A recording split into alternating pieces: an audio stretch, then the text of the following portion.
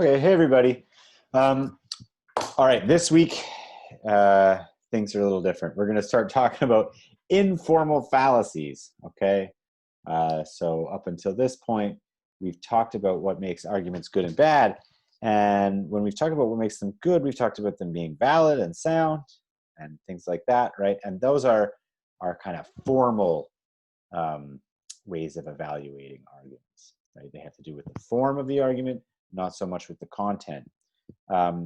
So today, what we're going to look at is ways that arguments can be fallacious or basically just not very good, depending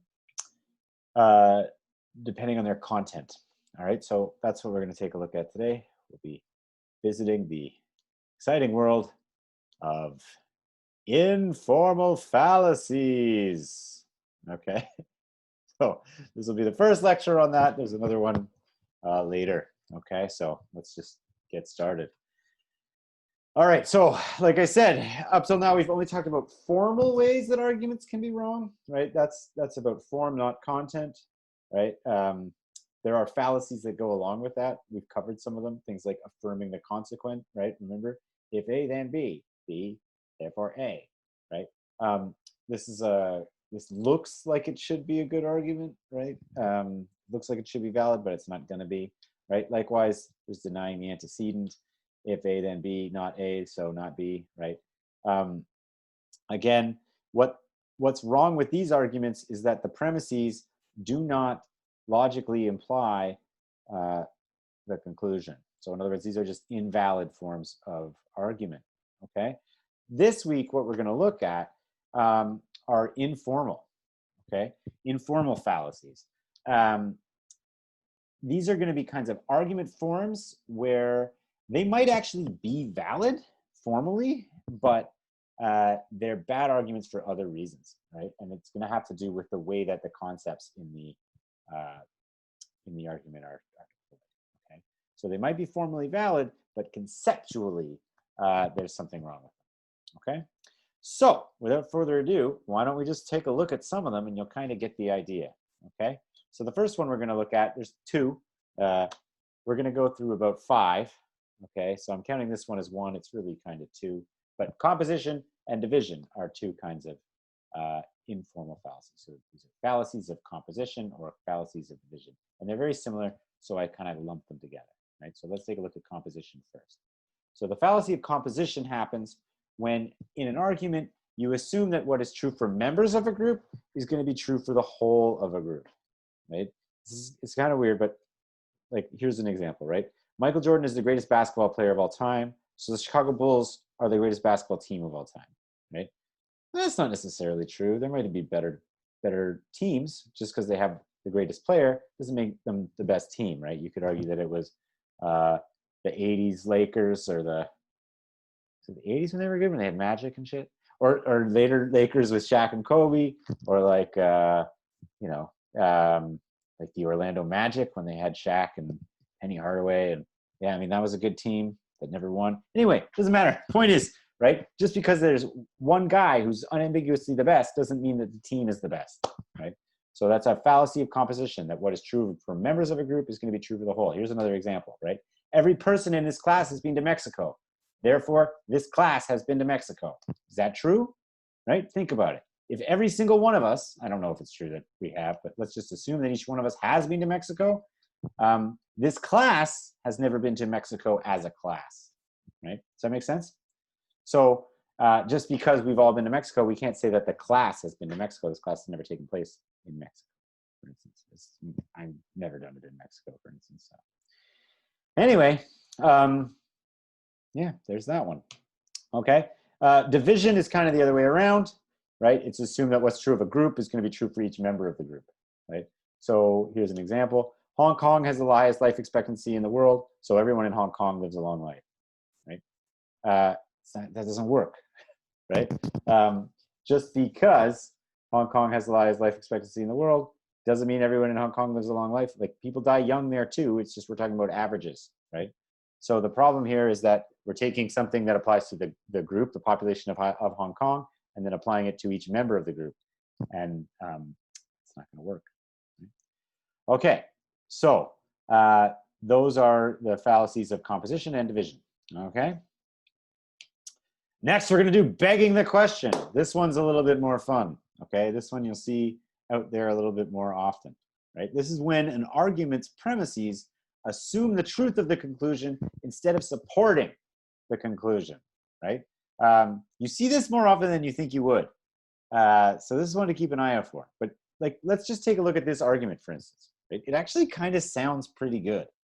Capital punishment is justified for crimes such as rape and murder because it is quite legitimate and appropriate for the state to put to death someone who has committed such heinous and inhuman acts, right? Someone might say that, but like, let's break this down. Is it actually a good argument? Proposition number one, statement number one, it's legitimate and appropriate for the state to put to death someone who commits rape or murder, right? And then number two, therefore, capital punishment is justified for crimes such as rape and murder. Okay? Notice legitimate and appropriate are basically just synonyms for justified, right? So really what we got here is A, therefore, A, right? Kind of like you're just assuming the conclusion is true, and then you're claiming the conclusion is true, right? You're giving the conclusion basically as a premise for the conclusion. And that's no good. It's not a very good argument. Notice, though, it's totally valid, right? If it's true that A, then it's true that A, right? So it is a formally valid argument, but it's junk because it doesn't actually provide any extra support, okay? So that's called begging the question. Notice begging the question has nothing to do with asking questions. People say this all the time. They go like, it really begs the question. Who is the prettiest or whatever, right? Don't do that. Begging the question means assuming the truth of your conclusion in the premises of your argument. Okay. All right, what do we have now? Number three, false dichotomy. Oh, this one's fun. This one's another common one. All right, a false dichotomy is when you get an either or scenario and it's presented as those are your only options, but there's always another option. Right? So here's an example. Look, you can either take out a student loan or you can be poor for the rest of your life.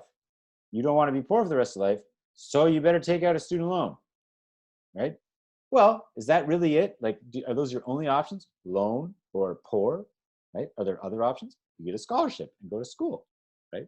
You could not go to school and become a tech millionaire or whatever. I don't know, right? But the point is, this is a fallacious argument because it presents you with this or statement here as if those are your only options when there could be totally other ones, right?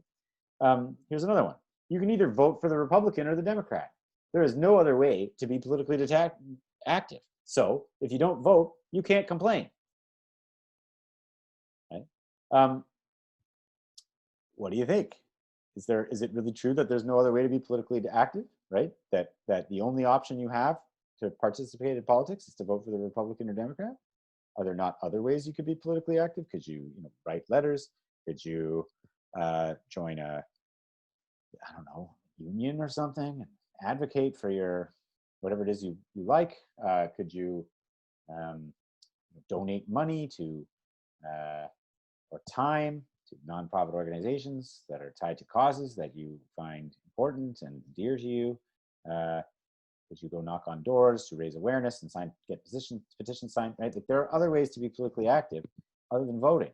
Right? So if this doesn't really provide you with support for the fact that if you don't vote, you can't complain. Right?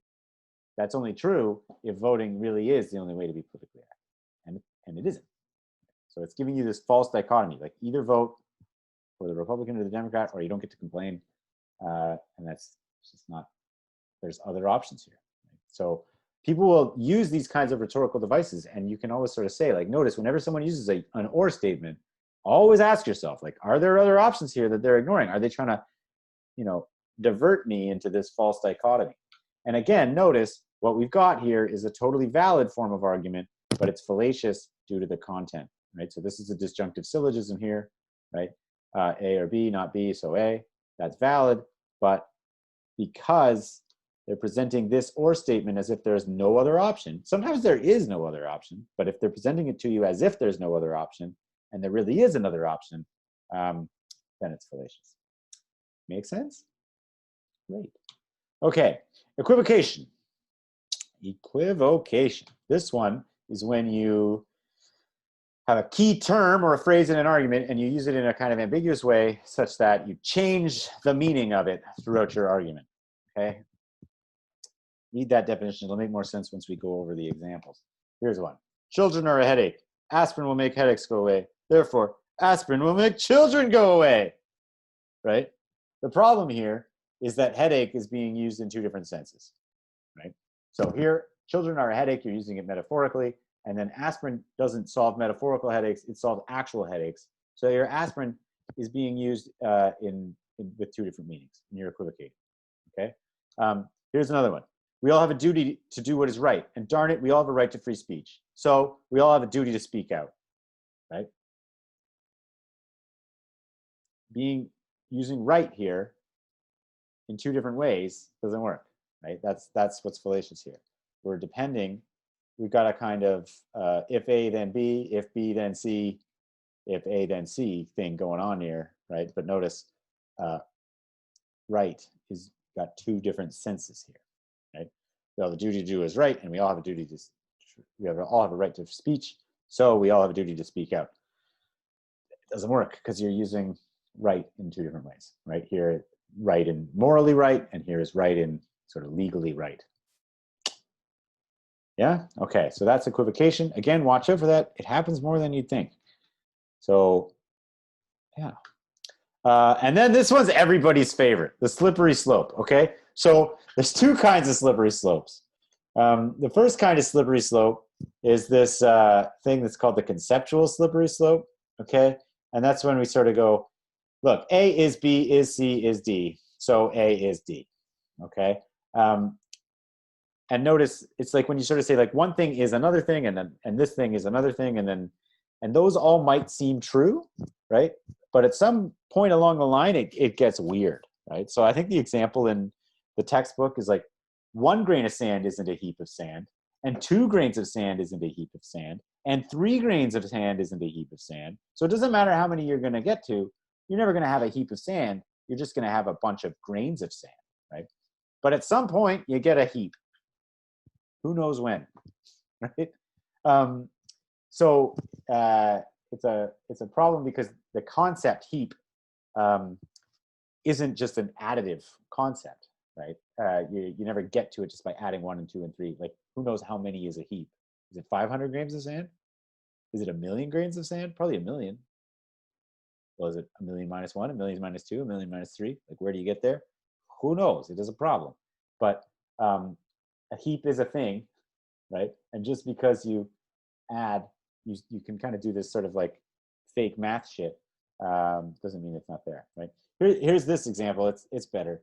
So there is no meaningful difference between someone who is 16 years old and someone who is 15 years and 11 months old. So there is no difference between someone who is 15 years old and a 16-year-old. And there is no meaningful difference between someone who is 15 years old and 14 years old and 11 months. So there is no meaningful difference between a 14-year-old and a 16-year-old. So 14-year-olds should be allowed to drive. Well, no, right? Like, okay, there might not really be much of a meaningful difference between someone who's 16 and 15 and 11 months, right? So then where's the jump? I mean, this is kind of a jump. You did just say that there's no difference between 16 and 15. So, okay, 15 and 16 is kind of the same. And then 15 and 14, you can do that again. But then 16, whoa, wait a minute, somewhere along the line, right? Didn't really work, right? So you got to kind of watch for those conceptual slippery slopes, right? Where at some point, like, you equate too many concepts and you lose the meaningful difference, right? This one I like better. This one you see more, especially in sort of moral panic arguments, you know. If the kids start listening to rock music, they'll all worship Satan, you know, that kind of thing that you hear sometimes. And I also like it better because the British call it the Parade of Horribles, which I just think is such a better name than slippery slope. But anyway, notice this one actually takes a pretty valid form. It's a hypothetical syllogism, right? You got a if A then B, and if B then C, and if C then D, and if D then E. Therefore, if A then E. That's a perfectly valid form of argument, right? But notice, once you start to fill that in with like weirder and weirder actual content, it gets weaker, right? So legalizing prostitution is undesirable because it would cause more marriages to break up, which would in turn cause the breakdown of the family, which would finally result in the destruction of civilization. So legalizing prostitution will lead to the destruction of civilization, right? It's a bit sensationalist, right? There are probably good reasons not to legalize prostitution, but they could probably be a little bit more local than it's going to lead to the destruction of civilization, right? Because each step that you make, it gets a little bit more far-fetched, right? Like it's a little bit less supported, a little bit harder to accept, okay?